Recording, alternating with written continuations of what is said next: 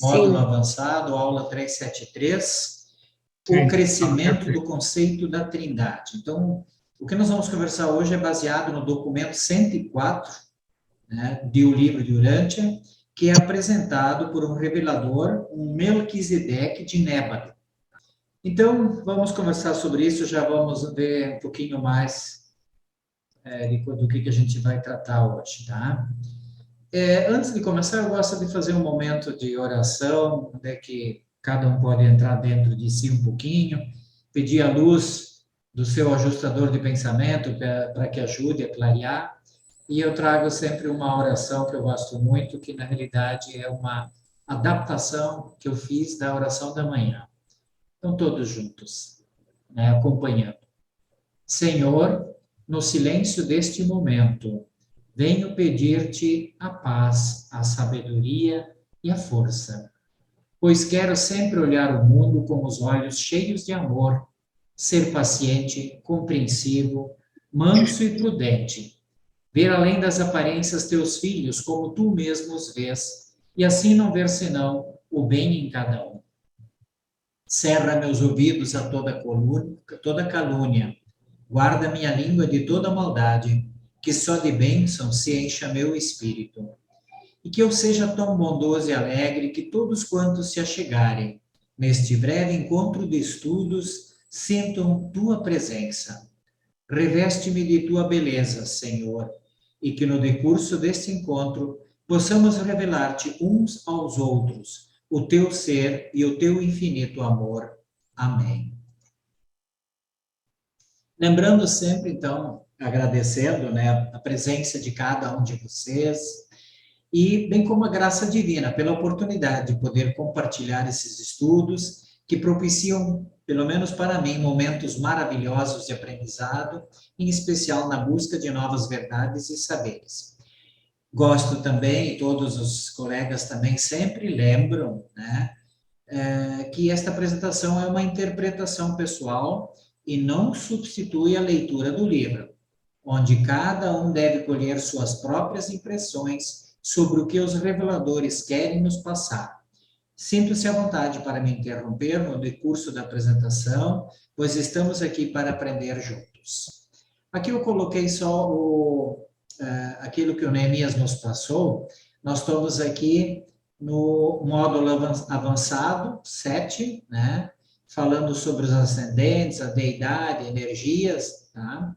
E semana passada nós tivemos a apresentação da Lilian com os artesãos celestes, e hoje nós vamos ter, então, o crescimento do conceito da Trindade comigo, que vamos conversar sobre isso, tá? Eu gosto sempre de trazer uma frase que me chama a atenção, e essa aqui eu achei muito bacana dentro do texto que nós vamos estudar hoje. Ela diz o seguinte: por intermédio do reconhecimento do conceito da Trindade, que é uma das coisas que nós vamos ver, a mente do homem pode esperar captar alguma coisa das interrelações de amor e de lei nas criações do tempo e do espaço. Está lá no documento 104, 2, 3, tá? Então, quais são os assuntos que nós vamos abordar hoje? Os tópicos principais são esses aqui. Os conceitos urantianos de trindade, de onde é que nós temos isso, né? A unidade da trindade e a pluralidade da deidade, a trindade, as trindades e as triunidades, que são coisas diferentes, as 7 triunidades e as triodidades, tá? Que é outra coisa de novo. Então, tudo isso faz parte. Até coloquei aqui um quadro, assim, só para a gente ficar um pouco mais alerta ainda. Sobre o que nós vamos falar, conversar e estudar hoje? Trindade é um dos temas que a gente vai abordar. Triodidades, outro. Triunidades, tríades, relações tríplices, associações trinas e unanimidade tríplice funcional agregada, entre muitos outros termos, tá? Não é para vocês saírem correndo, tá? Fiquem tranquilos que vai ser tranquilo, tá? Bom, então, na introdução eu trago o seguinte, né? O conceito de trindade, que é o tema, ele vem da religião revelada, tá? que são as revelações. Nós estamos aí na quinta revelação com o livro de Urântia. E não deve ser confundido com as crenças primitivas das tríades, surgidas nas religiões evolucionárias. Então, as pessoas, né, lá no começo, nas religiões ainda primitivas, elas colocavam tudo em três. Vamos ver por que faziam isso. As tríades, elas provêm de várias relações sugestivas, mas principalmente por causa das três articulações dos dedos, né?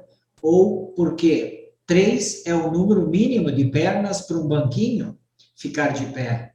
Ou ainda porque 3 pontos suportam uma tenda de pé. Além do mais, o revelador nos conta que o homem primitivo por muito tempo, ele só conseguia contar até 3. Vocês imaginem lá, no tempo meio aborígene ainda, né?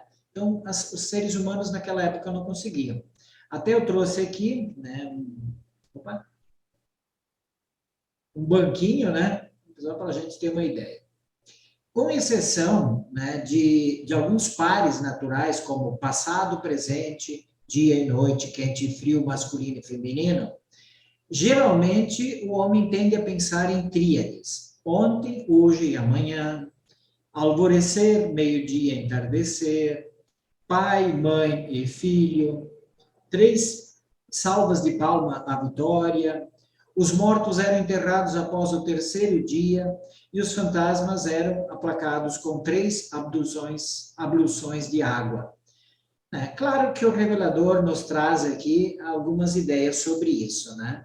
Lógico que teve muitas outras conotações. Enfim, com essas associações naturais da experiência humana, a tríade fez a sua aparição na religião. E isso muito antes da trindade das deidades do paraíso, né? Ou qualquer dos seus representantes os revelasse à humanidade. Então, a gente vai ver que mais adiante, o livro nos conta isso, os persas, os hindus, os gregos, os egípcios, os babilônios, os romanos, os escandinavos, todos tinham deuses em tríade, sempre eram 3, mas ainda não eram as verdadeiras trindades. As deidades em tríades tinham uma origem natural. Lembrem que ela é da religião evolucionária. Ela tinha uma origem natural e surgiram em uma época ou em outra, em meio à maior parte dos povos inteligentes de Urântia, que em parte são esses que eu citei, né, pelo menos nos povos mais antigos. Algumas vezes o conceito, né, de uma tríade evolucionária confundia-se com aquela da trindade revelada. E ainda se confunde, né? E por isso, muitas vezes, é quase impossível distinguir uma da outra. Então, a humanidade agora, já com as revelações mais futuras, as últimas, né? Ela começou a perceber que existe algo realmente, né, como trindade. Mas, né, que a gente acaba confundindo isso com aquilo que os povos primitivos tentavam criar na sua cabeça, aquilo que eles podiam compreender. Então, o revelador desse documento nos conta que a primeira revelação urantiana que conduziu a uma compreensão de fato da trindade do paraíso foi feita pelos assessores do príncipe Caligastia, né, que surgiu aqui no nosso planeta há 500 mil anos. Mas esses ensinamentos eles ficaram perdidos no tempo, né, que se seguiu a rebelião planetária, que ocorreu há 200 mil anos. Então, ali foi se esquecendo, né? Até o livro conta que 160 anos depois, a coisa já estava tão ou quase tão ruim quando eles chegaram aqui 500 mil anos, 300 mil anos antes daquilo, né? Então, a segunda apresentação da Trindade foi feita, a primeira foi com Caligastia. A segunda da Trindade foi feita por Adão e Eva, que falaram sobre isso, né, no primeiro e no segundo jardins. E em face do trabalho do sacerdócio setita, que perdurou bem, eu botei bem ou mal, é uma coisa que eu coloquei, por mais de 35 mil anos, até a aparição de Maquiventa Melquisedeque, em especial na Mesopotâmia, também no Egito, mas principalmente na Índia, onde foi perpetuado em Agni, o deus védico tricéfalo do fogo. Até eu trouxe aqui, né, algumas imagens que eu achei desse Agni, tá? Algumas representações dele. Tricéfalo, quer dizer, tinha 3 cabeças e cuspia fogo por tudo que é lado, né? Então, não sei se todos entenderam, o sacerdócio setita vem de Sete, um dos filhos de Adão e Eva, que ficou responsável pela divulgação da religião, da parte espiritual, e ele criou, então, a ordem setita, que acabou indo para tudo que é canto, inclusive 35 mil anos depois, quando Maquiventa Melquisedeque, o sábio de Salém, esteve aqui há 4 mil anos, esse povo ainda estava por aí, ainda encontrava grupos setitas. A terceira apresentação da Trindade foi Maquiventa Melquisedeque, então. Tanto é que a sua doutrina era simbolizada por 3 círculos concêntricos que o sábio de Salém usava numa medalha em seu peito. Porém, Maquiventa achou difícil ensinar aos beduínos da Palestina sobre o Pai Universal, o Filho Eterno e o Espírito Infinito. Achou difícil explicar isso. A maioria julgava que a Trindade consistia dos 3 Altíssimos de Nor-Ladiadec, que ele também falava que existia, né? E alguns poucos concebiam ainda a Trindade como o soberano do sistema, o pai da constelação e a deidade criadora do universo local, que aí até que não ficava tão longe. De fato, muitas vezes era difícil distinguir entre as tríades e as trindades, inclusive nas idades mais recentes dos Anditas, que foi, né, depois de Adão e Eva, os Adamitas misturado com os Noditas, que formou o povo Andita, e também pós-Melquisedeque. Esses 2 conceitos, eles acabaram se fundindo, tá? Entre os indianos, o conceito trinitário criou raiz como o ser, a inteligência e a alegria, e uma concepção mais moderna de Brahma, Shiva e Vishnu, tá? Essa aqui é a imagem do Brahma, Shiva e Vishnu, que é o que eles têm ainda hoje usando. As primeiras descrições da Trindade, elas foram trazidas para a Índia pelos sacerdotes setitas, então há 37 mil anos, 38 mil anos atrás, e depois importados pelos missionários de Salém, que é uma coisa que nós já comentamos há pouco, sendo posteriormente desenvolvidas esses conceitos pelos intelectos nativos por meio de uma composição destas doutrinas que os setitas e os salemitas traziam, com as concepções evolucionárias das tríades que eles tinham. Aí fizeram uma mistura, botaram no liquidificador e ajustaram isso. Mas ficou legal em parte. A fé budista desenvolveu 2 doutrinas de natureza trinitária. A mais primitiva foi mestre, lei e fraternidade. Esta apresentação apresentada por Gautama Siddhartha. E depois, posteriormente, né, os seguidores do ramo nortista de Buda, eles tentavam, então, abrangiam o Senhor Supremo, o Espírito Santo e o Salvador encarnado. Também ficou bastante próximo, né?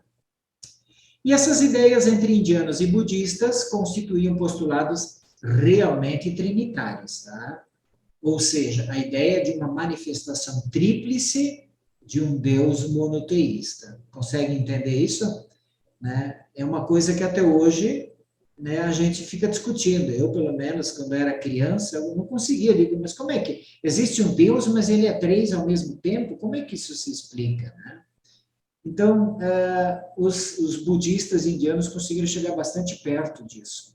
Uma verdadeira concepção trinitária não é apenas um agrupamento de 3 deuses separados, tá? Que nós já vamos ver sobre isso.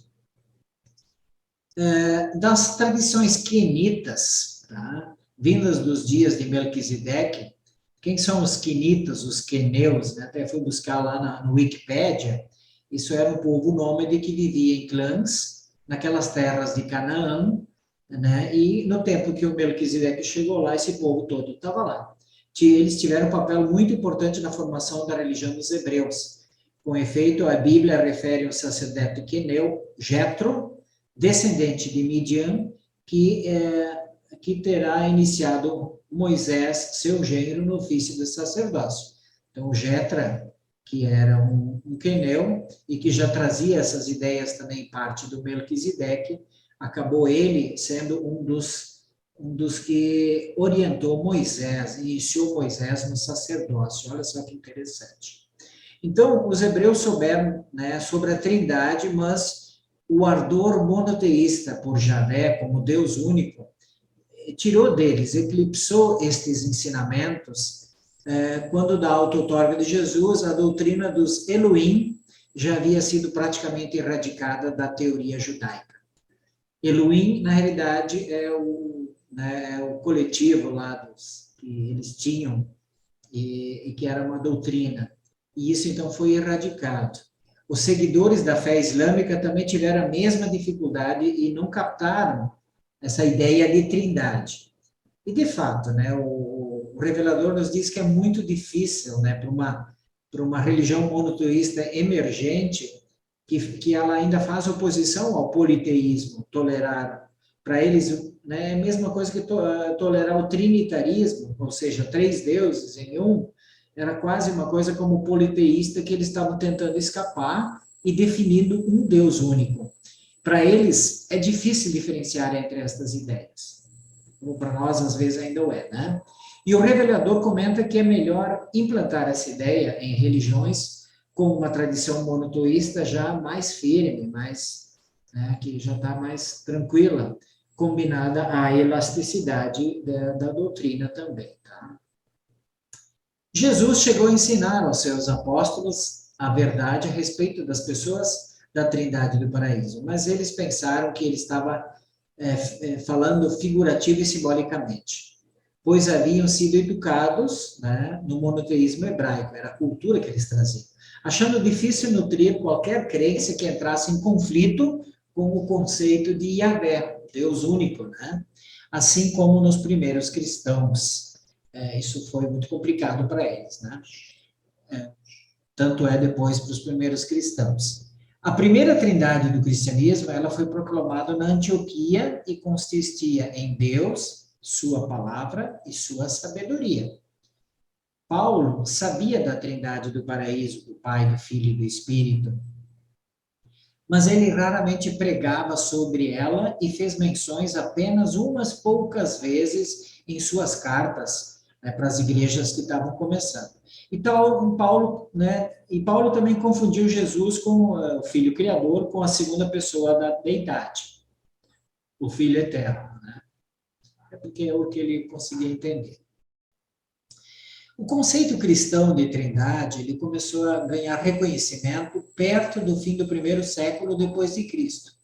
Compreendia o Pai universal, o Filho Criador de Nébado e a Ministra Divina de Salvator, o Espírito materno do universo local e consorte criativo, que hoje nós chamamos de Espírito Santo, né? Mas a identidade real da Trindade do Paraíso, ela não ficou conhecida em Urântia, nem mesmo desde os tempos de Jesus, exceto por uns poucos indivíduos, até a sua apresentação nestes documentos do livro de Urântia, né, que está sendo revelado. Se bem que o conceito cristão de Trindade não era de todo errado em espírito, apenas nas suas implicações filosóficas e cosmológicas gerava embaraços. Então, foi e ainda é difícil para muitos, mesmo dotados de mente cósmica, acreditar que a segunda pessoa da Trindade, da Deidade, um ser absoluto, né, factualmente ter estado no planeta. Apesar dos Micaéis incorporarem plenamente a divindade do Filho Eterno, porém eles não são a personalidade absoluta. Então, quem tem um pouco de ideia diz, mas não é possível. Bom, importante destacar que o monoteísmo surgiu como um protesto filosófico contra a inconsistência do politeísmo. Então, aqui nós estamos falando de como é que surgiu o monoteísmo, principalmente no meio do povo hebreu, né? Que desenvolveu-se primeiro por intermédio de organizações tipo Panteão, com a departamentalização das atividades supranaturais. Depois, por meio da exaltação enoteísta, de um Deus acima de muitos outros, né, e excluindo os demais, por fim, deixando só o Deus único de valor final. É assim que surgiu a religião monoteísta, tá? Porque no começo tinha muitos deuses, o pessoal inventava e tal. Ah, esse aqui era Deus de tal lugar, esse aqui era da força, esse aqui era do vento, esse era da água, outro era das árvores, né? Mas então, aos poucos, alguém chegou com essa ideia enoteísta, né, que é justamente você destacar um entre os outros, até que no final, né, ficou só aquele um e o resto foi excluído. O trinitarismo cresceu do protesto experiencial contra a impossibilidade de conceber a unicidade de uma deidade desantropomorfizada, solitária, de significância não relacionada ao universo. Então, aqui, gente, já começa a complicar um pouco esses termos, né? Então, o que é desantropomorfizada ou antropomorfizada, né?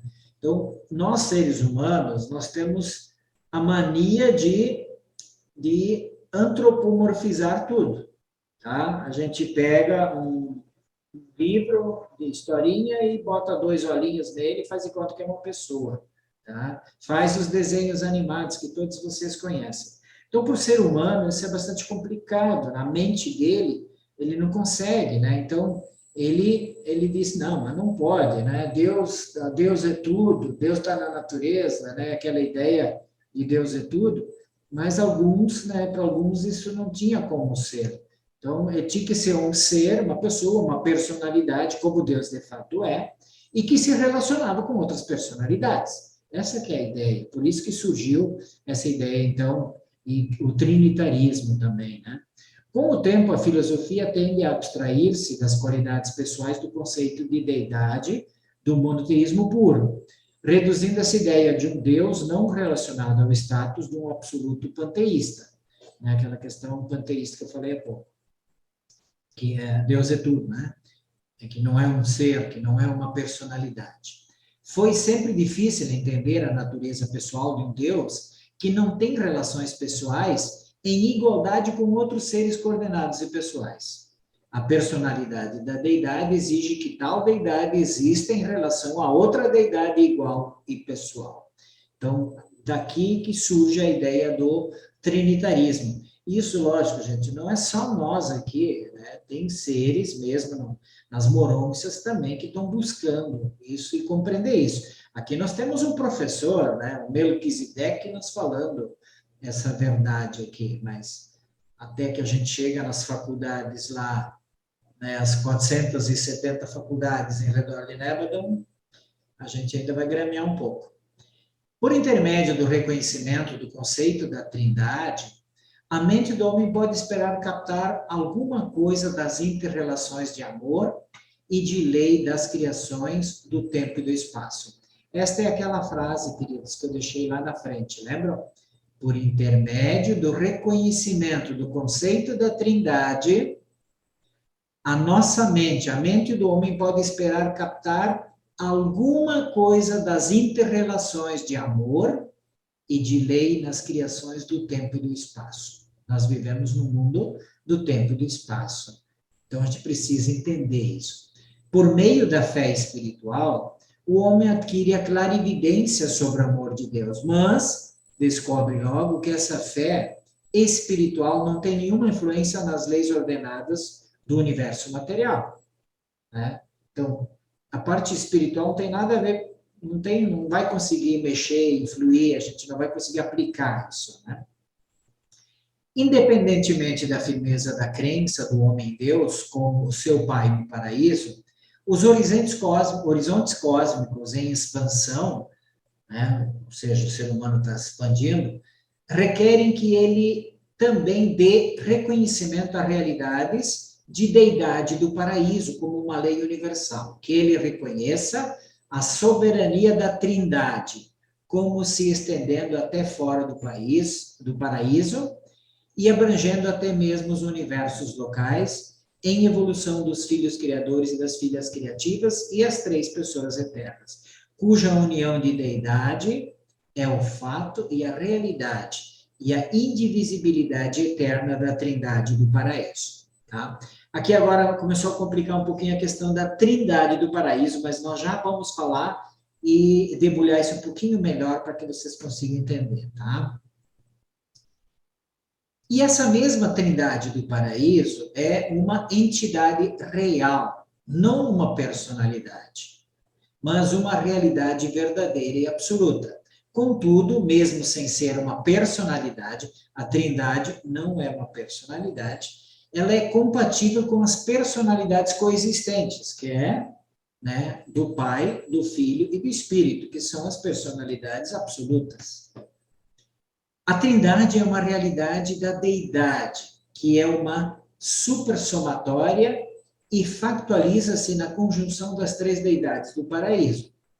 As qualidades, as características, as funções da Trindade, estamos falando da Trindade do paraíso, Pai, Filho e Espírito, Pai eterno, Filho eterno e Espírito infinito, não são a simples soma dos atributos das três deidades.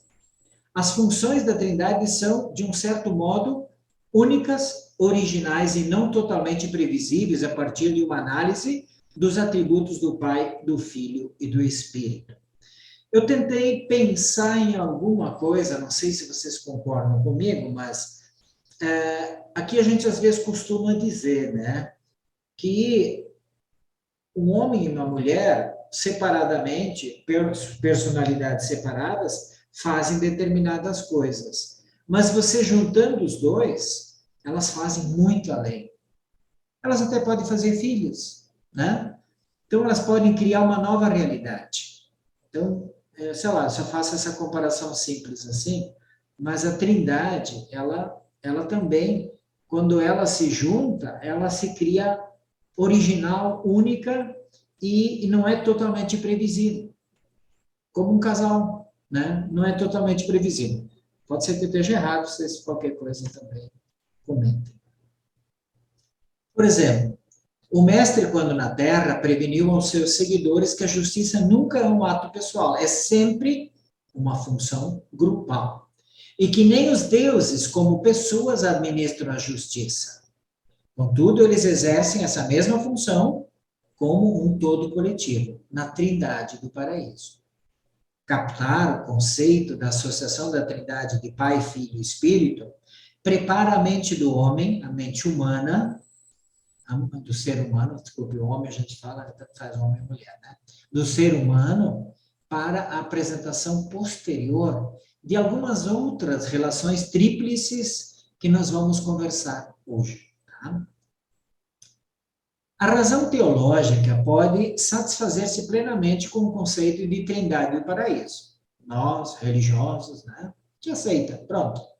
Mas as razões filosófica e cosmológica requerem o reconhecimento de outras associações trinas da primeira fonte centro, daquelas, né, naquelas triunidades nas quais as funções infinitas estão em várias capacidades não pai de manifestação universal, como relação do Deus da força, né, da energia, o poder, a causação, a reação, a potencialidade, a factualização, a gravidade, a tensão, o arquétipo, né, os modelos, princípio e unidade. Então, existem outras, né, associações e funções onde é que Deus não está ali direto. Ele faz tudo, ele é de tudo, mas tem coisas que vão acontecendo, né, sem ele estar junto, porque ele delega isso em parte. Vamos agora conversar sobre trindades e triunidades, tá? Trindade, desculpa, eu devia estar no singular. Trindade é uma só.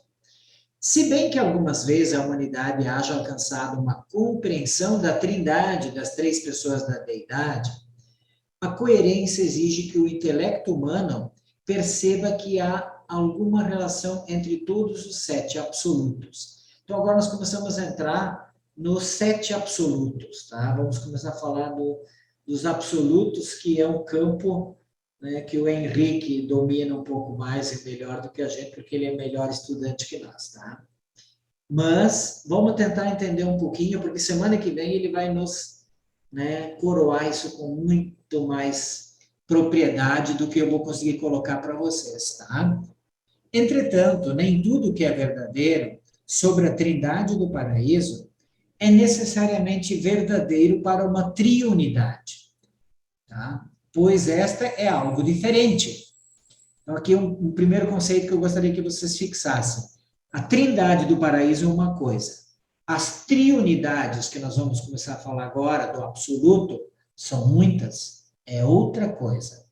Pois esta é algo diferente. Sob certos aspectos funcionais, até uma triunidade pode ser análoga, parecida, tá? A uma trindade, mas não é nunca homóloga, ou seja, igual à natureza de uma. O revelador nos informa que em Urântia, nós humanos, olha só que interessante isso aqui, ó, nós estamos passando por uma idade de expansão de horizontes e ampliação de conceitos, e que nossas filosofias cósmicas deverão acelerar a evolução para acompanhar a expansão da arena intelectual do pensamento humano. Tá? Então, aqui, acho que até por isso que a revelação nos veio nesta época, tá? Porque a gente está passando por isto, por essa expansão de horizontes e ampliação de conceitos que nos faz discutir, ver, rever muitas coisas. As religiões, talvez, do jeito que estão postas, vão terminar. Há pouco nós estávamos mesmo comentando, né, a Europa, os jovens não aceitam mais essas religiões institucionalizadas. Então, as coisas estão mudando. Só que a espiritualidade não vai deixar de existir, ela vai ter que se realocar de uma outra forma. À medida que nossa consciência cósmica expande-se, tá, passaremos a perceber interrelacionamentos entre tudo o que encontrarmos por meio da ciência material, da filosofia intelectual e do discernimento espiritual. Então, a gente vai começar a perceber que existe uma interrelação entre todas essas coisas, tá? E com toda essa crença na unidade cósmica, nessa imutabilidade de Deus, que Deus é perfeito e imutável, né?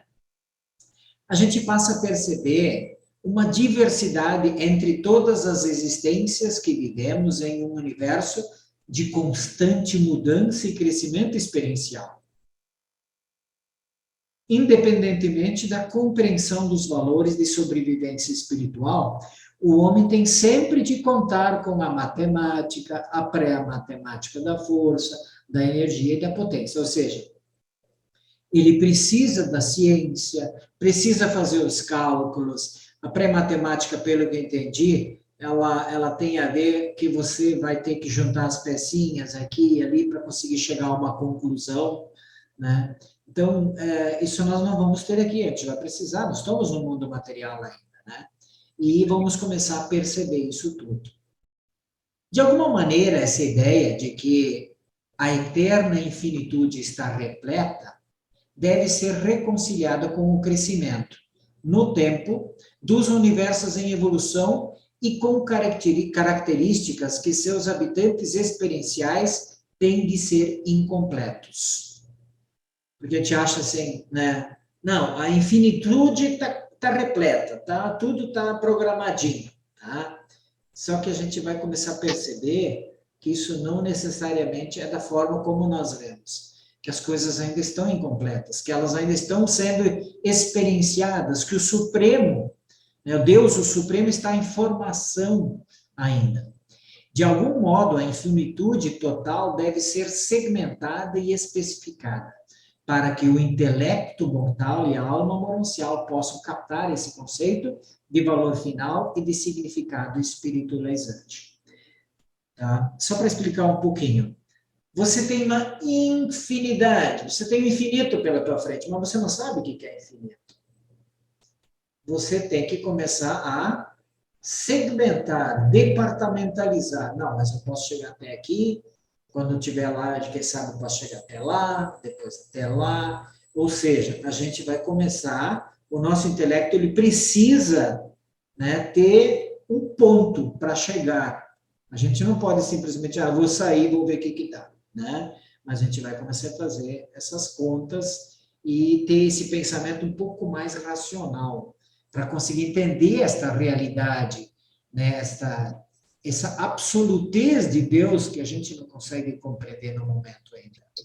Conquanto a razão demanda uma unidade monoteísta de realidade cósmica, né? Então, a razão diz, não, tem que ter um ponto para eu chegar. Tem que ter um ponto, tem que... Né? Deus é um só, vamos lá, é essa a direção. A experiência finita exige que sejamos postulados à pluralidade dos absolutos, tá? E a coordenação deles nas relações cósmicas. Sem existências coordenadas, nenhuma possibilidade há do aparecimento da diversidade de relações absolutas, nenhuma probabilidade haverá de que os diferenciais, variáveis, modificadores, atenuadores, qualificadores ou diminuidores tenham oportunidade de operar. Ou seja, então você começa a pensar, puxa, mas né, alguém tem que fazer tal coisa, ele tem que atenuar tal energia para que ela seja viável, né? Tem que diferenciar esta energia daquela, tem que fazer modificações, tem que qualificar algumas coisas em relação às outras. Então você começa a perceber que o absoluto, ele também ele passa a se fragmentar e existir em relações, né? Que é o que nós vamos ver logo adiante. Então, as trindades, a trindade e as triunidades, nesse documento, né, a realidade total, a infinitude, nos é apresentada como ela existe nos sete absolutos, tá?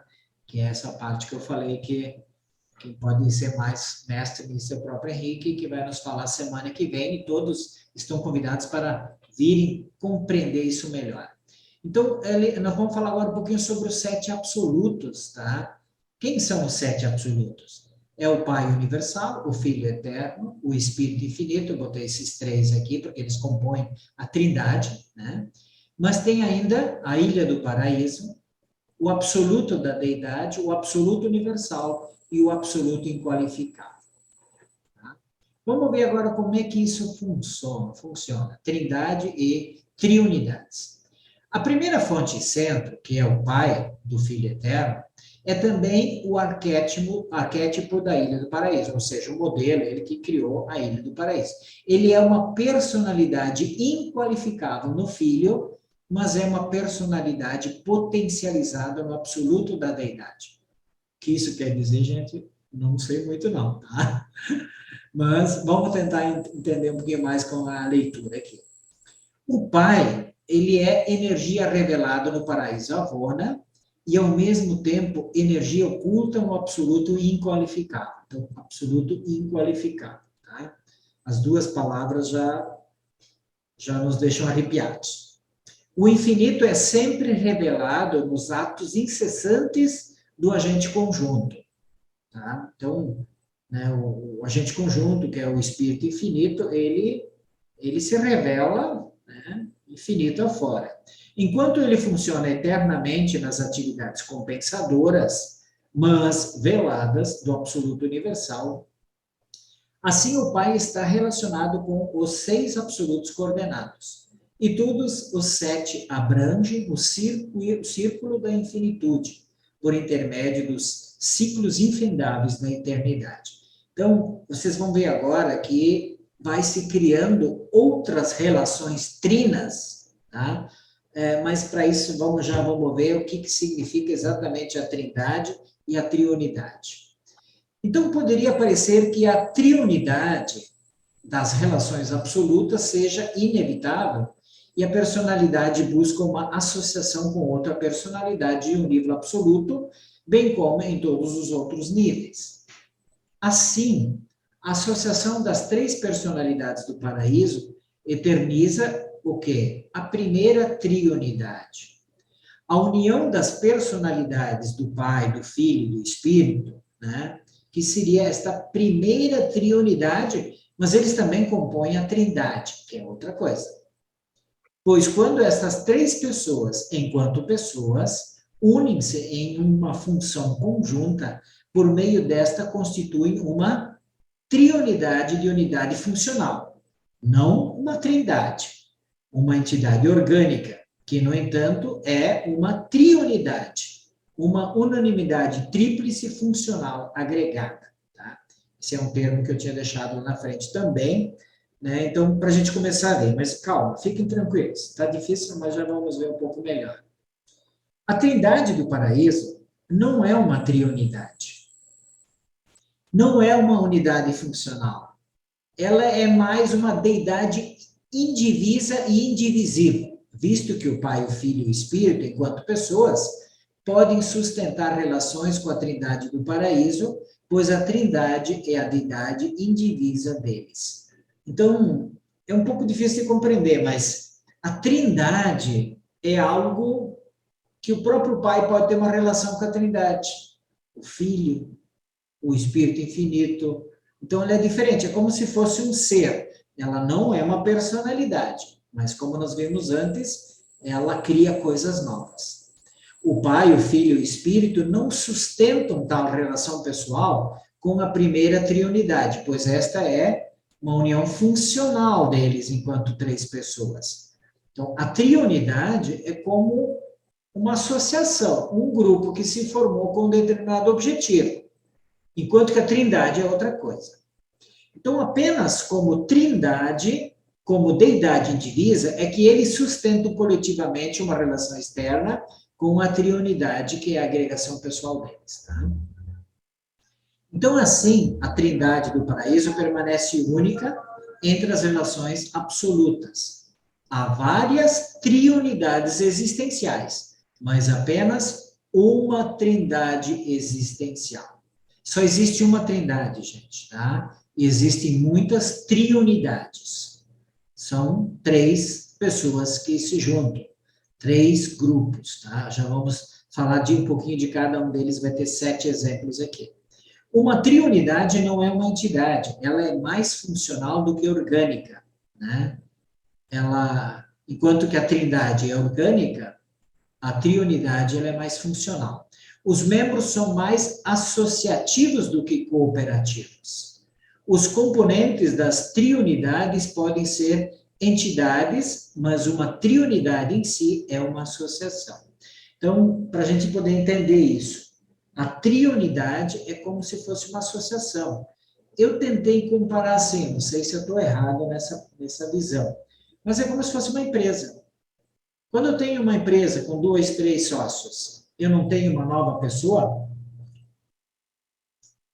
a gente chama de pessoa jurídica, essa pessoa jurídica não pode fazer associação com outras pessoas, com outros grupos, né? Eu imagino, assim, para poder minha cabecinha entender isso um pouquinho melhor, eu tentei comparar nesse sentido. A triunidade é uma associação.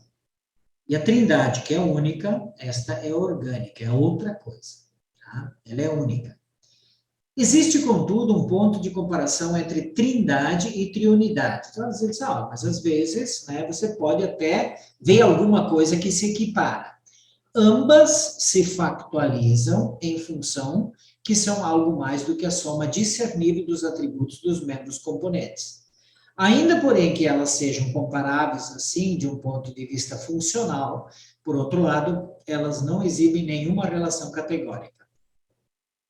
Elas estão, grosso modo, relacionadas como uma relação de função de estrutura.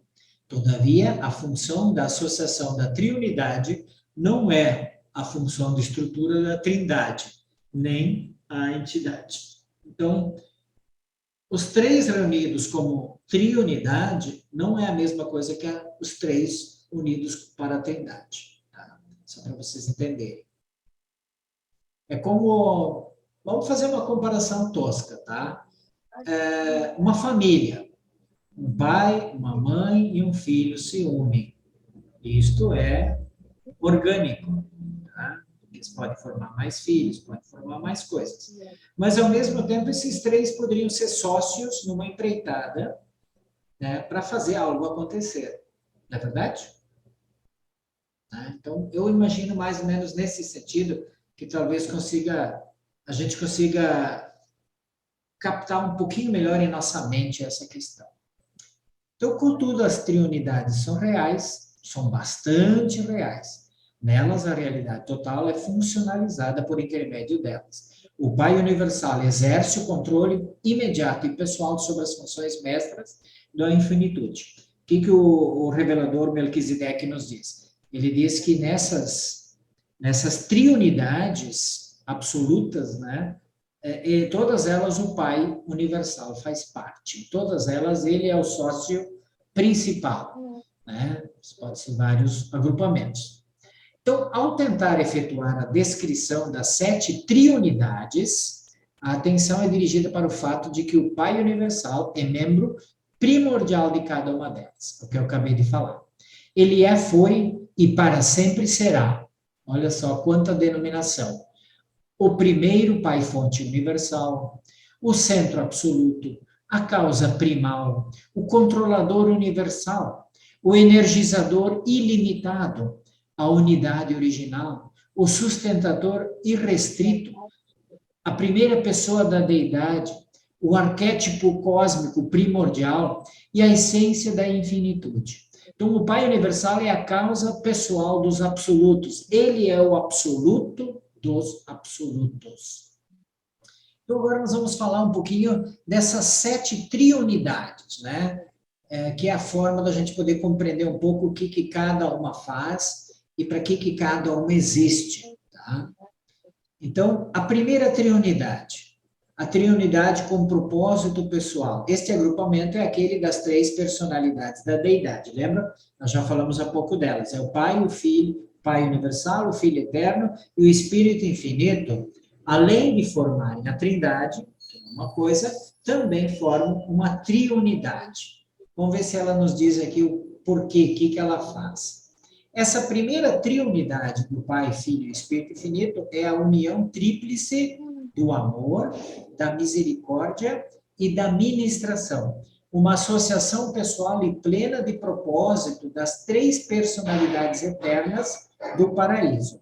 Esta é a associação divinamente fraternal, amante das criaturas, de ação paternal e promotora da ascensão.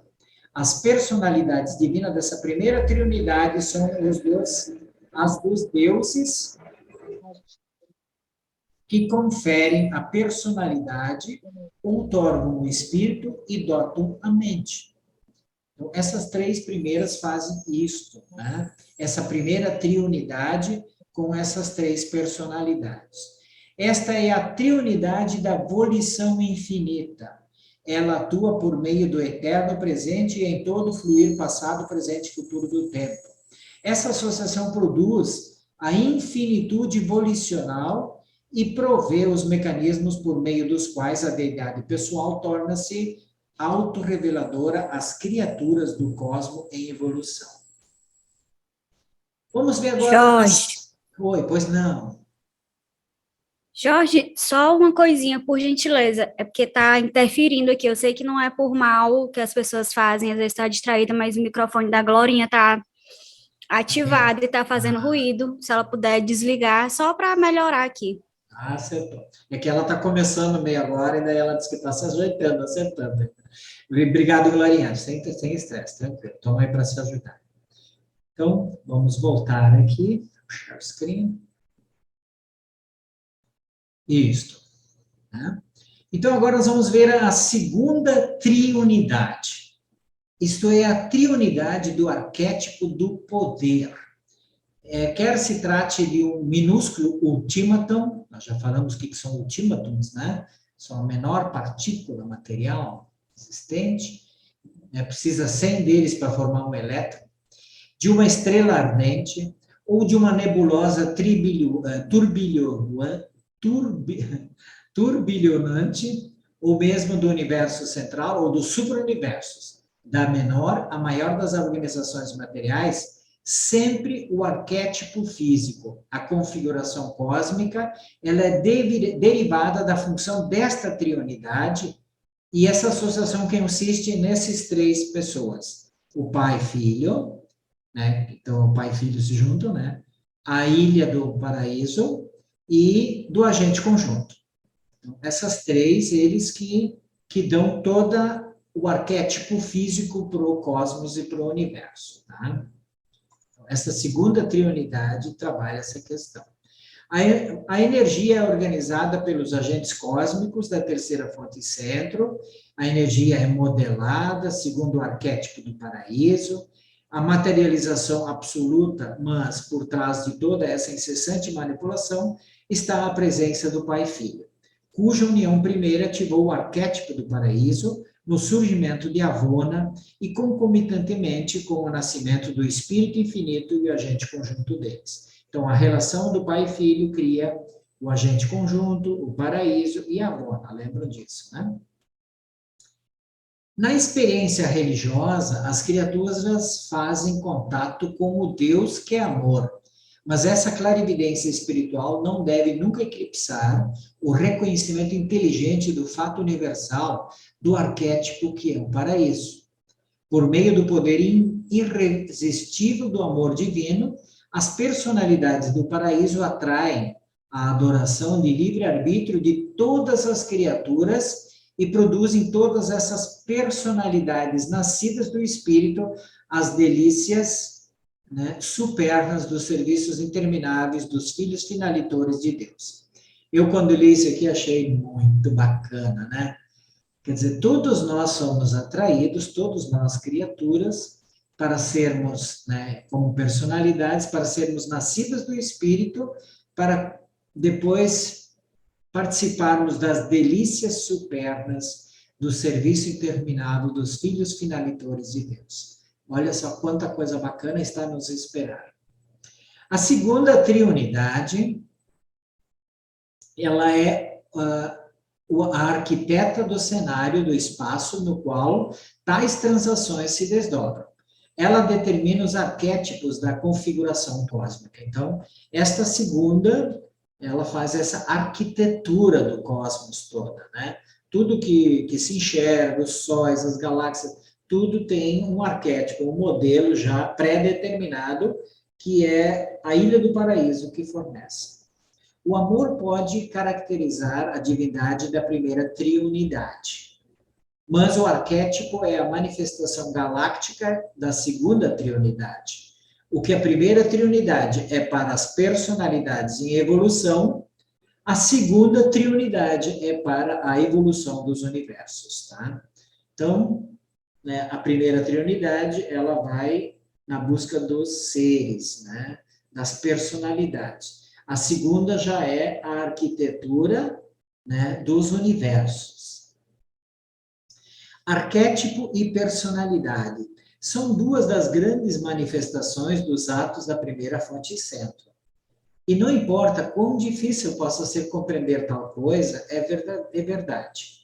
No entanto, que o arquétipo do poder e a pessoa amorosa são uma e a mesma realidade universal, a Ilha do Paraíso e o Filho Eterno são coordenados, mas são revelações antípodas da natureza insondável da força do Pai Universal. Eu fui atrás, então, do termo antípodas, né? Então, uma coisa é Deus, a primeira fonte centro, com seu arquétipo de poder e amor, ele chega a ser uma antípoda da Ilha do Paraíso e do Filho Eterno, né, que são coordenados. Então, antípoda quer dizer o contrário, que se situa em lugar diametralmente oposto, ou que tem características opostas, né? Na área de ideologia tem essa ideia. Então, achei interessante isso aqui, né, esse equilíbrio que se faz. A terceira triunidade. Esta triunidade da evolução do espírito. A inteireza da manifestação espiritual tem o seu começo e fim nesta associação, que consiste no Pai Universal, no Filho Espírito e o absoluto da deidade. Tá? Então, estas três compõem essa terceira triunidade. E dali sai a potência do espírito até o espírito do paraíso. Todo espírito encontra a expressão de realidade nessa associação trina da pura essência do espírito do Pai. Os valores ativos do espírito, do Filho Espírito, e os potenciais ilimitados do espírito, do absoluto da deidade, os valores existenciais do espírito têm esta gênese primordial. a sua manifestação completa e o seu destino final nesta terceira triunidade. O Pai existe antes do Espírito, o Filho Espírito funciona como Espírito criativo ativo, e o absoluto da Deidade existe como um Espírito todo abrangente, mesmo daquilo que está além do Espírito. Agora vamos ver então a quarta triunidade. A triunidade da infinitude da energia. Dentro desta triunidade, eternizam-se os começos e os fins de toda a realidade da energia, desde a potência de espaço até a monota. Este agrupamento abrange o seguinte: é composto pelo Pai Espírito, a Ilha do Paraíso e o absoluto inqualificável. O paraíso é o centro da ativação da energia-força do cosmos. A posição do universo da primeira fonte centro. O ponto focal cósmico do absoluto inqualificável e a fonte de toda a energia. Existencialmente, nessa triunidade está o potencial de energia do cosmos infinito, do qual o grande universo e o universo mestre são apenas manifestações parciais. Olha só, o grande universo e o universo mestre são apenas manifestações parciais de toda essa potência infinita que existe. E esta quarta triunidade ainda, ela controla absolutamente as unidades fundamentais da energia cósmica e libera-as do alcance do absoluto inqualificável, na proporção direta do aparecimento das deidades experienciais, da capacidade absoluta de controlar e de estabilizar o cosmos em metamorfose. Então, conforme vai aparecendo o Deus o Supremo, né, isto vai sendo ajustado. Porque o Deus o Supremo, quando ele aparecer em sua plenitude, tudo vai estar estabilizado. Esta triunidade é força e energia. As possibilidades infinitas do absoluto inqualificável estão centradas à volta do absoluto da Ilha do Paraíso, ou seja, está tudo concentrado lá na Ilha do Paraíso, de onde emanam as agitações inimagináveis da quietude, de outro modo estática ou do inqualificável. E as pulsações sem fim do coração material do paraíso, do cosmos infinito, batem em harmonia com o arquétipo insondável e com o plano impenetrável de energizador infinito, a primeira fonte centro. São coisas ainda bem distantes para a gente compreender, mas né, hoje a gente já sabe, os reveladores nos dizem que né, o paraíso ele se contrai e se expande né, como um pulsar. Vamos para a quinta triunidade das 7. A triunidade da infinitude reativa. Esta associação consiste em quê? No Pai universal, no absoluto universal e no absoluto inqualificável. Olha só que natureza é isso. Esse agrupamento produz a eternização da realização da infinitude funcional de tudo o que é factualizável, de tudo aquilo que pode, de fato, existir, né? Dentro dos domínios da realidade, da não-deidade. Esta triunidade manifesta uma capacidade reativa ilimitada às ações arquetípicas volicionais, causativas, tensionais e às presenças de outras triunidades, né? Então, interessante, né? A coisa vai criando um equilíbrio, tá? Uma vai ajustando e cercando a outra. A sexta triunidade, né? A triunidade da deidade em associação cósmica. Este agrupamento ele consiste no Pai universal, no absoluto da deidade e no absoluto universal. A ideia talvez seja depois nós aprendermos exatamente, né, o que é o absoluto da deidade, o absoluto universal e como isso se encaixa. Então, isso exige muitas leituras ainda. Essa é a associação da deidade no cosmos, a imanência da deidade em conjunção com a transcendência da deidade. Esta é a última expansão da divindade até os níveis da infinitude, na direção daquelas realidades que estão fora do domínio da realidade deificada. Ou seja, daqui a pouco, além dos 4 circuitos externos ainda de matéria que está em organização. E a sétima triunidade, a triunidade da unidade infinita, esta é a unidade da infinitude funcionalmente manifesta no tempo e na eternidade. A unificação coordenada dos factuais e dos potenciais. Este grupo consiste em quem? No Pai universal, no agente conjunto, que é o Espírito infinito, né? E o absoluto universal. Então, o agente conjunto integra universalmente os aspectos funcionais variáveis de toda a realidade que acontece factualizada em todos os níveis de manifestação, desde os finitos, passando pelos transcendentais e indo até os absolutos.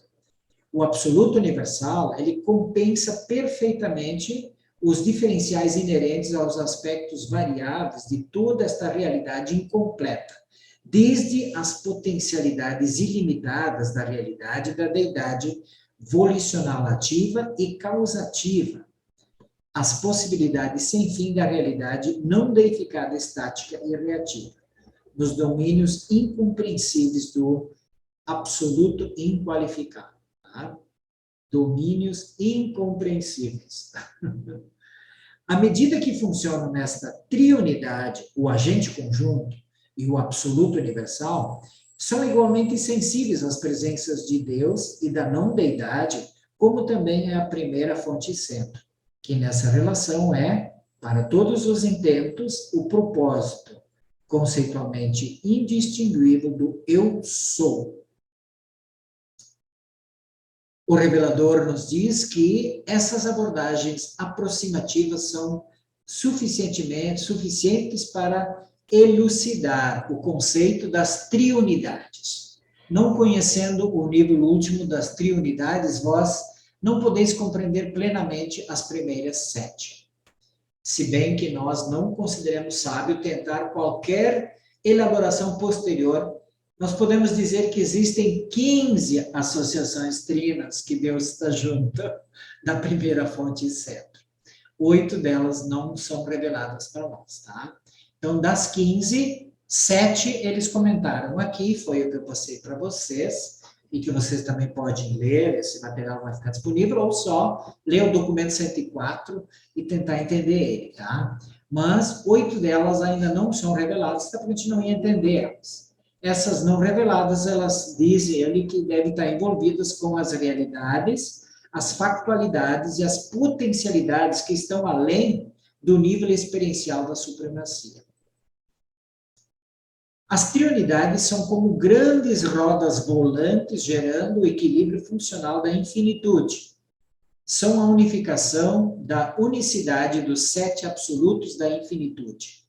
São as presenças existenciais das triunidades que capacitam o Pai Eu Sou a experienciar a unidade de infinitude funcional, a despeito da diversificação da infinitude nos 7 absolutos. A primeira fonte centro é o membro unificador de todas as triunidades. Nele, todas as coisas têm o seu começo inqualificável, as suas existências eternas e os seus destinos infinitos. Nele consistem todas as coisas.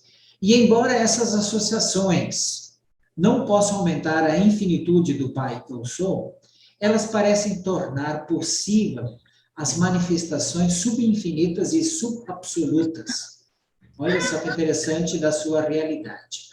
Então, embora essas associações não possam aumentar a infinitude do Pai, que fala que elas tornam possíveis Deus perceber, né, aquilo que não é infinito, que está abaixo disso, e que está abaixo da absoluta. Ele consegue, com essas associações, sentir as coisas e perceber e participar das coisas que, de outra forma, como ele é absoluto, ele não conseguiria, né, da sua realidade. É o que eu entendo. As 7 triunidades multiplicam a versatilidade, eternizam novas profundidades, deificam novos valores, desvelam novas potencialidades, revelam novos significados. E todas estas manifestações diversificadas no tempo e no espaço e no cosmo eterno são existentes na êxtase hipotética da infinitude original do Eu Sou. Vamos adiante.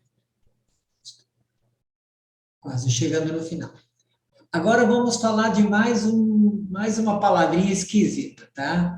As triodidades, tá? Garanto que vocês nunca viram falar nisso, só no livro de Urântia mesmo, tá? O que são? Nós falamos na Trindade, nós falamos nas tríades, lembram lá no começo das tríades? Falamos da Trindade, falamos das triunidades, e agora ainda aparece esse termo esquisito aqui chamado triodidades, tá? Então, tem dois exemplos aqui que vão facilitar um pouco o entendimento. Eu estava mesmo falando antes com o pessoal, digo, era uma coisa que eu queria conhecer, agora, dando aula, consigo entender um pouquinho melhor o que significa, tá? O que são as triodidades? Existem ainda algumas outras relações trinas, né, que têm como constituição do tipo não-pai, mas elas não são triunidades reais, e sempre se distinguem das triunidades do tipo pai. Então, do pai tem aquelas 15, das quais nós vemos 7, né? E essas aqui são tipo não-pai. O pai não é ali, ele vai estar presencialmente junto ali, como nas triunidades. Elas são chamadas de modos variados, até esse triodidade é um dos nomes. Elas podem ser chamadas de triunidades associadas, triunidades coordenadas e triodidades, que é um termo que fica e simplifica um pouco. Elas são uma consequência da existência das triunidades. Então, as triodidades só existem porque existem as triunidades, elas são uma consequência. Então, aquilo que talvez a triunidade não consiga, existem triodidades que resolvem. Duas dessas associações são constituídas do seguinte modo. A triodidade da factualidade, essa consiste na interrelação dos três factuais absolutos, ou seja, o Filho Eterno, a Ilha do Paraíso e o agente conjunto, que é o Espírito Infinito, tá? Então, o Filho Eterno, ele é o absoluto da realidade do Espírito. A personalidade absoluta, a Ilha do Paraíso. E é o absoluto da realidade cósmica, o arquétipo absoluto, né? Ele é o modelo da área espiritual. O agente conjunto é o absoluto da realidade da mente, né? Lembram que o Espírito Infinito que nos concede a mente, através, né, do Espírito também materno dos universos locais, e de qualquer outra forma também. O coordenador da realidade absoluta do Espírito e a síntese da deidade existencial, da personalidade e do poder. Então, essa associação trina realiza uma coordenação da soma total da realidade factualizada do Espírito, do cosmos e da mente. Eles conseguem juntar estas três coisas. É inqualificável na factualidade. As triodidades, então, da potencialidade, é um outro tipo aqui. Esta consiste na associação dos três absolutos da potencialidade, que são o absoluto da deidade, o absoluto universal e o absoluto inqualificável. Então, esta triodidade da potencialidade, ela funciona com esses outros três aqui. Então, assim estão interassociadas os reservatórios da infinitude de toda a realidade da energia latente, do espírito, da mente e do cosmos. Essa associação produz a integração de toda a realidade da energia latente e é infinita em potencial. Imagina, né? O absoluto da deidade, junto com o absoluto universal e o absoluto inqualificável, junta essa energia toda aí. Então, do mesmo modo que as triunidades estão primariamente ocupadas com a unificação funcional da infinitude, as triodidades estão envolvidas com o surgimento cósmico das deidades experienciais. Então, as triunidades, pelo que eu entendi, estão quase sempre ligadas ao Supremo, à experiência que está surgindo. O absoluto ainda vai se fazer, tá? As triunidades ocupam-se indiretamente, mas as triodidades estão diretamente envolvidas com as deidades experienciais. Tá? Então, a triunidade, lembram, né, que o Pai faz parte, eles ficam indiretamente, né? Agora, as triodidades, esses outros, eles estão diretamente focados naquilo lá, junto com a deidade experiencial, o supremo, o último e o absoluto, que estão se formando. Elas aparecem na síntese emergente do poder da personalidade do Ser Supremo e para as criaturas temporais do espaço. O Ser Supremo é uma revelação da unidade do Eu Sou, né? Então, aqui estou meio fechando a apresentação do Melquisedeque de Nébada, mas vocês me permitem só mais 2 slides bem rapidinhos. Aqui eu estava olhando, eu coloquei lá Trindade. Bom, Trindade me apareceu mais de 550 vezes no livro de Urântia, tá? Então, nem busquei muito, até porque é um só, né? Só que ele é citado e é realmente bastante ativo, tá? A Trindade faz muita coisa. Bom, e aí coloquei, então, triunidades. Triunidades, então apareceu umas 32 vezes, tá? E aqui eu peguei fora o documento 104, que eu usei muito, né? No documento 105, ele afirma, né, foi afirmado certa vez, que a unidade origina a dualidade, e que a dualidade gera a triunidade, e que a triunidade é o antepassado eterno de todas as coisas. Há, na verdade, 3 grandes classes de relações primordiais, e elas são a relação de unidade, né, a relação existente, né, internamente no eu sou, quando a unidade é concebida dele como autodiferenciação tríplice, então no cétaplas, né, que é aquela cétaplas.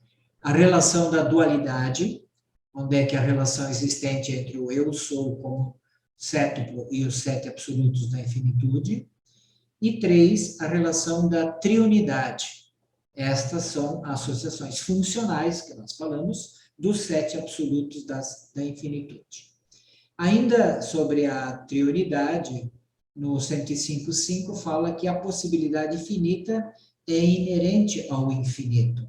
Ou seja, tento entender assim, existe o infinito, mas a possibilidade da realidade finita tem que estar ali dentro. Mas a transmutação da possibilidade em probabilidade, em inevitabilidade, deve ser atribuída ao livre-arbítrio da autoexistente da primeira fonte e centro, ativando todas as associações de triunidade. Então, explica um pouquinho essa questão da triunidade. Ainda fala do Ser Supremo, no entanto, uma criatura nunca pode compreender de que modo essa unidade se transforma numa dualidade, numa triunidade e numa diversidade, permanecendo ainda como uma unidade inqualificável ou sem condicionamentos. Tá? Então, está lá no documento 115, quando fala do Supremo, ele volta a esta ideia da triunidade e comenta isto daqui, tá? E ainda no 115, depois eu coloquei, então, as triodidades, tá? Apareceu 10 vezes a triodidade, tirando o documento 104, que eu já falei hoje. No 115 também aparece assim, ó, é na triodidade da factualidade que as existências do cosmos têm o seu centro, sejam espírito, mente ou energia. Estas todas estão centradas nessa associação do Filho, do Espírito e do Paraíso. Tá? Então, a triodidade, então, fica, menos o Pai, fica ali. Eu acho que assim posso ir terminando. Fica o meu muito obrigado. Espero que tenhamos aprendido um pouquinho sobre como surgiu os conceitos de trindade, tríade, triunidade, triodidade, né? Pelo menos essas 4, para facilitar, tá? O documento 104, se quiserem buscar mais informações, vocês podem buscar lá. O momento agora está para a gente conversar, discutir pontos de vista, interpretações. Convido a todos para acessar o site da escola, se inscrevendo nesse link, onde vocês podem assistir, como o Nemias já falou, tem umas 130, 140 aulas gravadas, como essas que eu fiz hoje, uma dessas, né? Onde é que a gente fala especificamente, agora a gente vai discutir um pouco sobre essa questão. Então, sintam-se à vontade. Fica o meu muito obrigado. Deixa eu voltar aqui. Isso. Obrigada, Jorge. Não, por isso. Muito bom. Meio complicado, né? Complexo, né? Se a gente for ver, pelo que eu entendi, ó, ver se eu estou certo. Então, a Trindade existe só uma, né? Você falou que é o Pai, o Filho e o Espírito, né? Pai universal, Filho E eterno. ela é orgânica, ela não é uma associação, ela é corporativa, né? Junto. Daí as triunidades, que são 15. Isso. Mas que só foram reveladas 7 para nós. Eu entendi até que as outras 8, e essas 7 parece que estão relacionadas ao Ser Supremo. E as outras, quem sabe, Não. não. As 8 estão relacionadas a outras coisas, com a presença do Pai. O que está relacionado ao Supremo são as triodidades, aquelas últimas que eu falei. Ah, tá. E as triodidades são as duas ali, né? É claro que Deus também, nas suas triunidades, faz com que o Supremo possa existir, né? Mas através de outras formas. Mas as triodidades, que são uma consequência, acho que são um departamento das triunidades, ou que se separam um pouco, que fazem o Supremo, o Absoluto, né? Essas coisas que vão surgir ainda, isso está tudo para acontecer. Daí as triodidades são só 2 ali que você colocou, Ele né? apresentou 2 ali. O apresentou da factualidade e da potencialidade e da factualidade, né? A potência, o potencial, e legal. Não, é interessante, né? Depois ele fala ali na sequência que é difícil para a gente entender isso, essas questões, né? Mas é como você falou, né? Uma é uma organização. E eu gostei do exemplo que você deu ali da família, né? Do pai, do filho, e do pai, a mãe, e o filho, e como organização ali, e depois também como pessoa jurídica, né? Que também você junta, né? Não é a soma das pessoas, mas o que elas em conjunto conseguem fazer, né? Que é muita coisa, além do que a simples soma, né? Na ação, né? Na ação, exato. Muito obrigada, viu? Então, é que eu acho assim, a gente aprende alguma coisa, vamos supor, numa próxima apresentação, a gente já sabe isso como base e aprende mais um pouquinho. Né? Porque vai precisar, para a próxima apresentação do Henrique, acho que essa questão ia ficar um pouquinho mais clara, né? Exato. A Hélio, meu querido, tudo bem? Está com a mão levantada. Boa noite, Jorge. Boa noite a todos. Você, Jorge, está cada dia melhor. A tua didática é uma coisa impressionante. Eu consigo até entender algumas coisas que se fala. Não tudo, uns 10%. Mas, enfim, eu não vou fazer pergunta em cima do que você falou, porque eu vou acabar monopolizando aqui o restinho de tempo que ainda falta. Mas eu vou fazer pergunta relacionada. Você tem como, por favor, entrar no documento 118.6 e pôr na tela? A partir daquele link maravilhoso que você publicou logo no início? 118.6. A minha pergunta está relacionada à tua apresentação a partir do 118.6. Não tem problema, já estou chegando lá. Aguarde. Se você puder, obviamente. Não, já estou chegando. 118.4, 118.5, 118.6. Tá. Especificamente 118.6.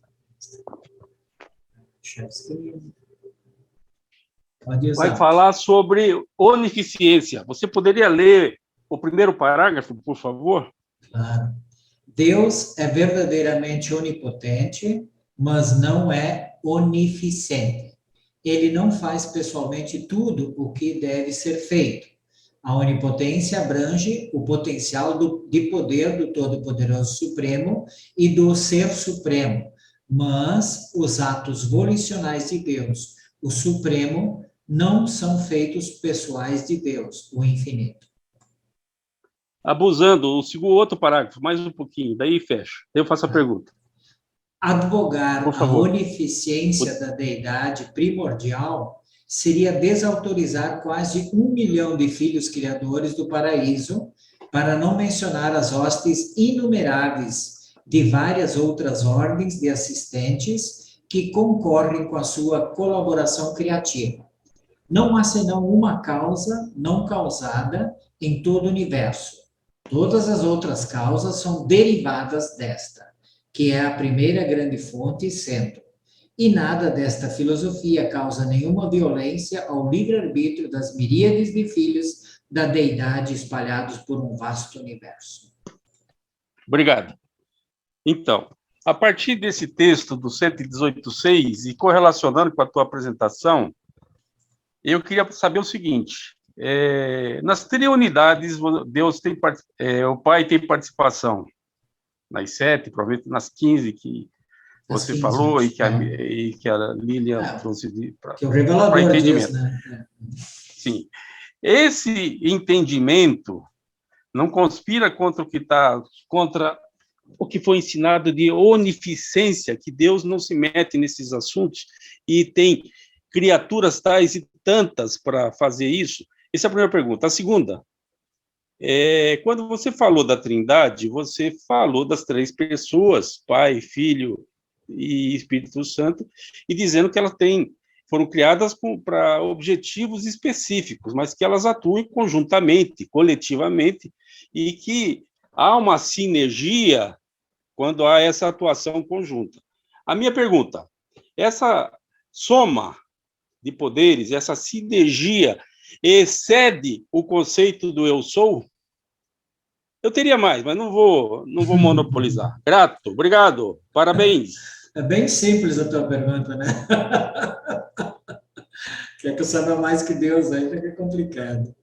Olha, com relação à comparação do que ali fala que as triunidades têm a presença de Deus e a própria Trindade também, e que uma delas é orgânica, as outras são funcionais. Eu acho que não chega a bater contra essa questão que você pediu para colocar no 118 ali, né?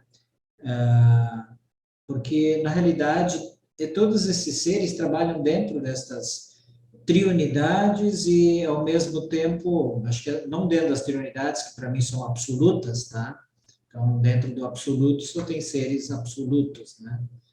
Mas nas triodidades, por exemplo, né?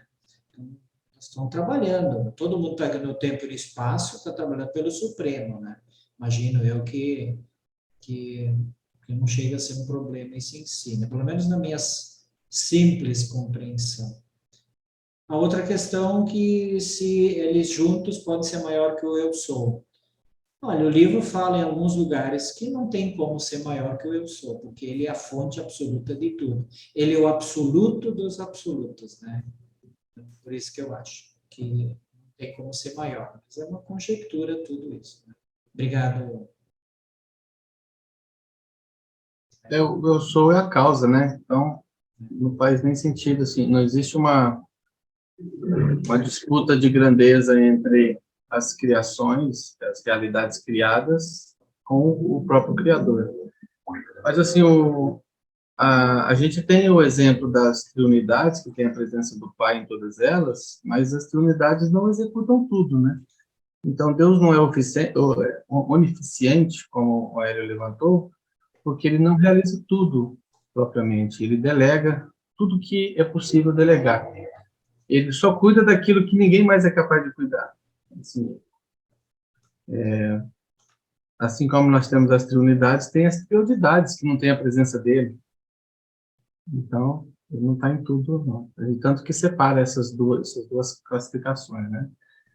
E com relação às trindades, não sei se eu entendi errado, mas, na verdade, não existe só uma trindade. O livro trata de 3 trindades. A trindade do paraíso, tem a trindade última e tem a trindade absoluta. Inclusive, foi objeto da aula 3.1.7, se não me engano, que é da introdução, o último tópico da introdução, acho que é as trindades. E aí tivemos uma aula, acho que só sobre isso, falando lá no capítulo da introdução.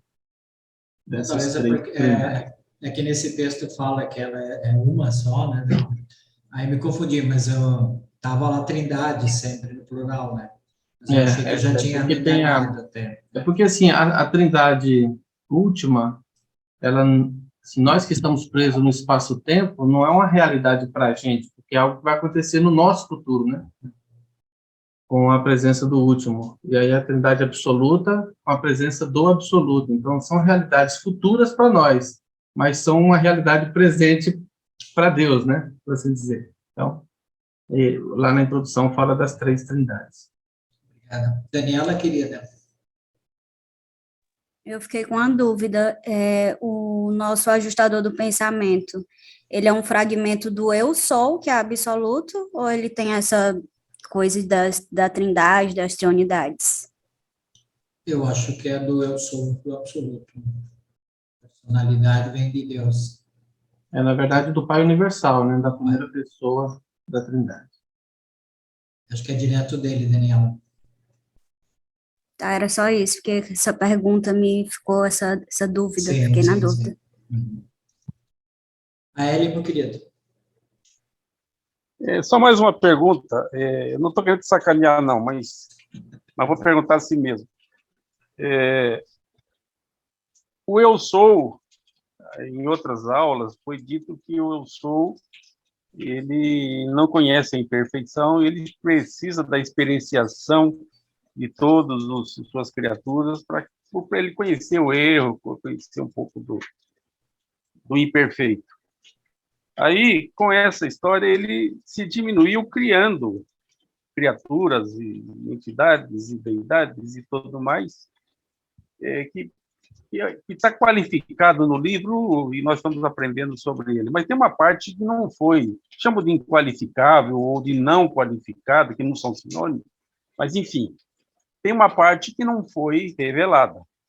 Essa parte não revelada, o livro também não disse, é uma parte grande, se é uma partinha pequena, enfim, simplesmente, se o que foi revelado representa metade, ou mais da metade, ou quase todo, não é revelado. Mas a minha pergunta, então, usando apenas de lógica, essa parte não revelada, sendo pouco ou sendo muito, significa que o eu sou é muito maior que tudo isso que nós estamos aprendendo aqui. Isso é fantasia minha ou tem algum fundamento? Não, acho que é exatamente isso. Ele é muito maior do que tudo que pode ter aqui, o que nós podemos compreender, e não só eu, mas até as deidades que estão próximas a ele possam compreender. Imagina.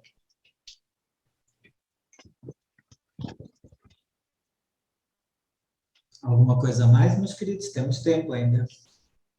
Ei, Jorge, no caso, o Supremo, que é o que fala assim, que a gente existe por causa do Supremo. Aí, o Supremo, ele também está eu não sei usar bem a expressão, mas assim, ele está experimentando também todas essas trindades, como se fosse um jogo de probabilidade, testando tudo, trionidades. Isso se encaixa nesse pensamento? Eu acho que não bem isso. O Supremo, ele corre a parte disso, tá? Claro que ele usa de toda essa estrutura, essas triunidades, por exemplo, fazem com que possa existir os universos do tempo e do espaço, que o espírito possa se conectar com a mente, que a mente possa ser conectada em tudo, que a energia se torne ilimitada, ou seja, tudo é muito maior do que isso. O Supremo, nós não existimos em função do Supremo. Acho que mais o contrário, o Supremo existe em função de que existem os mundos do tempo e do espaço. Ele está em construção, ele está em factualização. No momento que nós nos tornarmos todos luz e vida, perfeitos nos planetas, né? Que todos os planetas se tornarem perfeitos, ele vai começando a aparecer. E ele só vai ser efetivamente Deus, o Supremo, né? Usando de todas estas experiências negativas, positivas ou não, que nós estamos tendo, quando chegar no final disso. Ele está em construção. Nós não existimos em função dele, acho que é ele que existe em função do que está sendo criado. Não em função pessoal de um e outro, mas em função do todo. Ele está sendo criado, Daniela, não sei se eu te ajudo com isso. Não, ajudou, obrigada. Eu vou Não. dar uma lida no documento. É o 104, é o que tu consultou para fazer a Tá, mas essa palestra? do Supremo você pode ler outros também, que é mais especificado. Porque essa pergunta é do Supremo, né? Isso é Sim, mais... mas a pergunta era se estava relacionada com o tema de hoje, das trindades, das triunidades, enfim, só O 115 é o Ser Supremo, o 116 é o Supremo Todo-Poderoso, o 117 é Deus, o Supremo, o 118 o Supremo e o Último, o Tempo e o Espaço. Então, aí você tem, desde o 115 até o 118, tem 4 documentos que falam só sobre o Supremo, que é uma coisa bem ampla, né? Bem grande, bem além. Ali, no caso, quando chegou na parte das triodidades, que é lá no finalzinho, ele fala que o Supremo que usa muito dessas triodidades. Tá? É que Deus em si não está ali direto, mas ele está na parte maior. Claro, o Supremo também não vai existir se Deus não conferir as personalidades para as pessoas existirem ou para tomarem o livre-arbítrio. Né? Uma coisa está interligada à outra. Obrigado, Clarinha. É um pouco complicado hoje, né? Mas aos poucos a gente vai, né? Quando eu li esse documento umas 10 vezes, quem sabe começa. Conseguiu descobrir uma coisa nova hoje ou não? Não, eu estava... Não, eu estava lendo aqui, né, aquela questão que você colocou ali, né, da Trindade única, porque daí diz assim, né, tem uma parte que dizia assim, que a Trindade, ela é única, que diz que tem outras trindades, porque aqui realmente fala trindades, né? Fala em plural. Mas tem uma parte ali que fala, ela é única... Ai, meu Deus. Sim, mas fala assim. Mas eu acho que ela é única, ali quer dizer do Pai, do Filho e do Espírito infinito. Talvez era isso que ela quis dizer. É alguma coisa dos absolutos. Daí eu fiquei pensando, né? Por que eles dizem que ela é única? Se existem outras. Ai, meu Deus, tem uma parte lá, não sei se você lembra qual que é. Só por pesquisando. Se perde. Que ela é única com relação... Puxa, eu achei agora aqui e agora não consigo ouvir. Com relação ao absoluto. Quer dizer, ela é única, de alguma maneira, né? O Pai, o Filho e o Espírito. Está no 104, 3:16. A Trindade do Paraíso permanece única entre as relações absolutas. Isso. Eu acho que é dentro das relações absolutas, é isso que ele quis dizer. Assim, mas por que eles falam assim? Em que sentido daí? É só nesse sentido que ela é única. Acho que é só nesse sentido. Entre as relações absolutas. Como que você entende daí? Porque tem as outras trindades, né? Pois é. Que o Neemias falou. É que eu acho justamente isso. Ele ali está falando que ela é única entre as absolutas com essas três pessoas que a formam, né? Porque ali são as absolutas, né? Ele está falando das triunidades absolutas, né? Porque aquele outro documento lá, Neemias, qual as outras trindades? As outras trindades tá na introdução, está na introdução, tópico 12.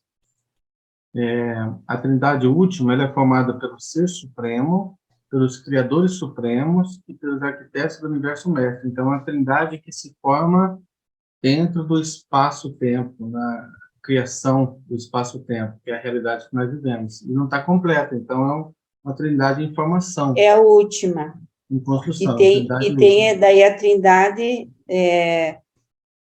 essa... Aí nós temos a trindade absoluta, que vai se concretizar, né, vai se realizar, se factualizar após essa era do espaço-tempo. Quando o espaço-tempo transcender, né, essa realidade limitada aqui, que todos os superuniversos alcançarem as eras de luz e vida, então vai transcender o espaço-tempo. E aí entra a era do último, né? E aí, por isso que com a formação desse nível, dessa era, com a concretização dessa era, é que se forma a Trindade última. Depois, nós entraremos numa outra era. Agora nós estamos na era do Ser Supremo. Aí nós entraremos na era do último. E com a concretização da era do último é que se forma a Trindade absoluta. E daí será formada por Deus, o Supremo, Deus o último, e o irrevelado consumador do destino do universo. E o livro não fala sobre ele.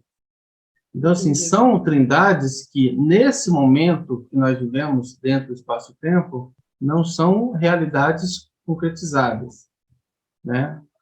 É uma coisa que vai acontecer ao longo da...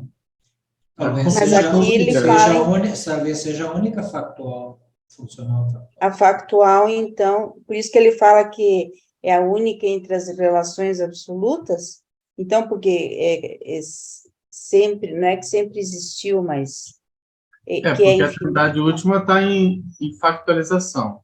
A Trindade absoluta só vai entrar em factualização depois que a Trindade última se factualizar. Então, são realidades que irão ocorrer ao longo da criação do universo. Já a Trindade do paraíso, essa Trindade independente de qualquer coisa, ela é absoluta. Sempre existiu, é eterno. É eterno. Lilian, tu vai te preocupar isso quando chegar lá no corpo da finalidade. Ixi, cara, tempo. Não, mas pois é, a gente já quer entender, né?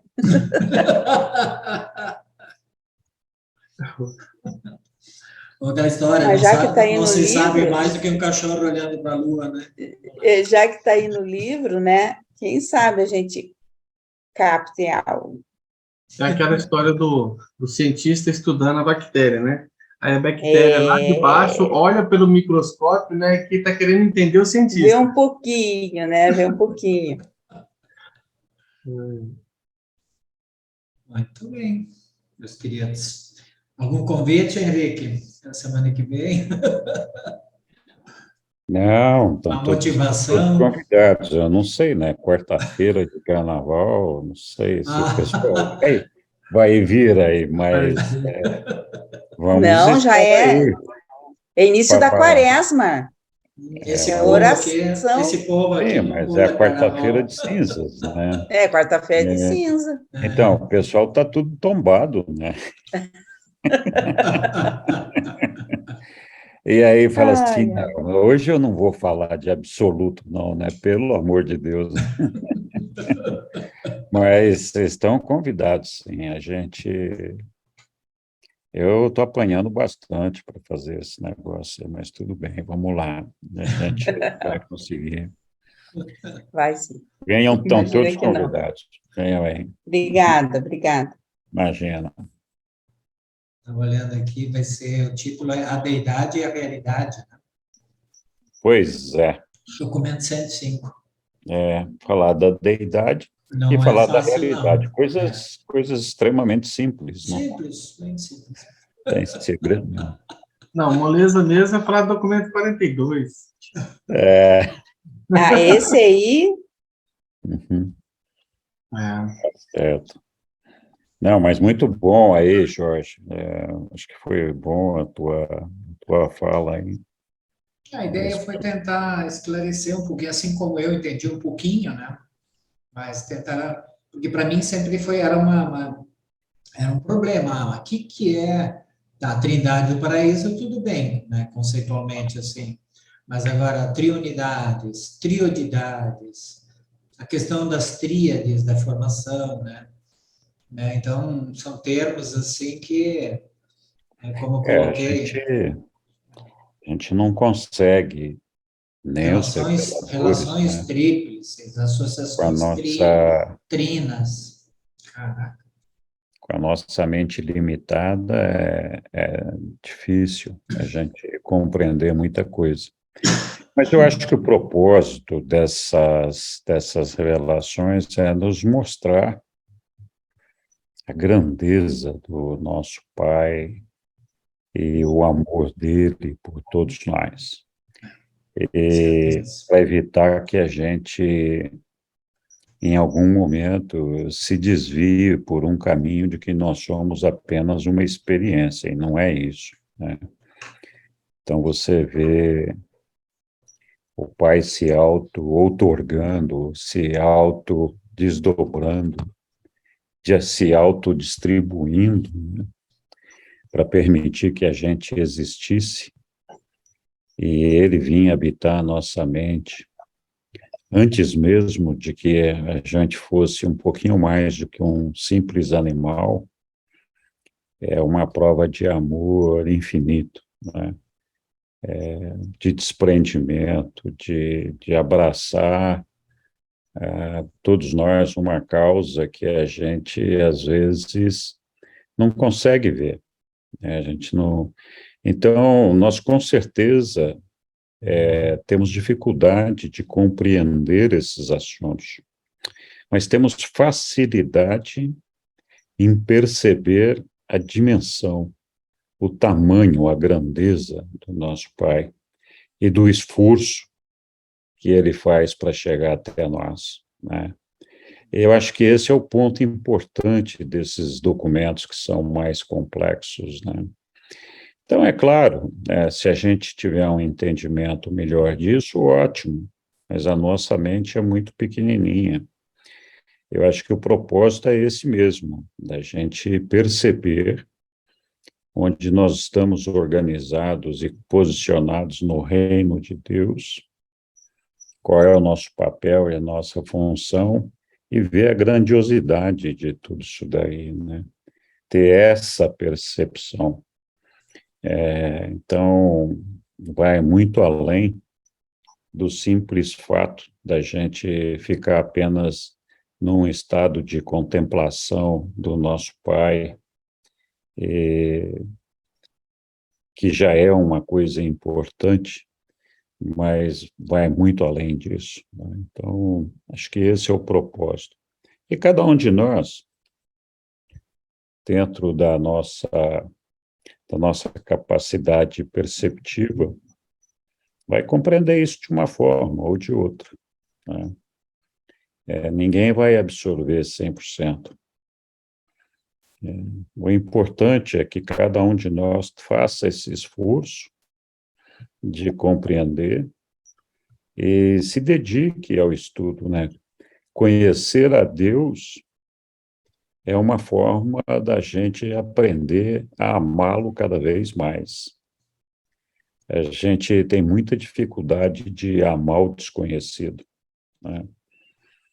Então, quanto mais a gente sabe sobre Deus, quanto mais a gente pode compreender Deus, mais nós vamos nos apaixonar por Ele, mais nós vamos amá-lo, mais nós vamos ter a certeza de que Ele está conosco e Ele é o nosso destino, né? Então, acho que esse é o ponto, né? Essa é a questão, conhecer a Deus, saber dele. Mesmo que a gente não compreenda tudo, e nós somos muito pequenininho para compreender, vale muito esse esforço de expandir a nossa compreensão sobre a natureza e a grandiosidade do nosso Pai, né? Mas então eu convido todo mundo, vem aí, semana que vem, ver como é que o Henrique apanha também, sofre com essas coisas aí, tentando desvendar os insondáveis mistérios de Deus. Vamos lá. Ok. O material já foi mandado por Neemias, acredito que amanhã depois já está à disposição também. Tá bom. Já está na plataforma. Beleza. Muito bom. Uma vez mais, obrigado, Jorge. Obrigado a todos vocês. Vamos lá. Vamos lá. Até semana que vem, pessoal. Até, obrigada. Boa noite. Boa noite, obrigada. Boa noite, Sandal. Boa noite, obrigada. Nerna, tchau. Tchau.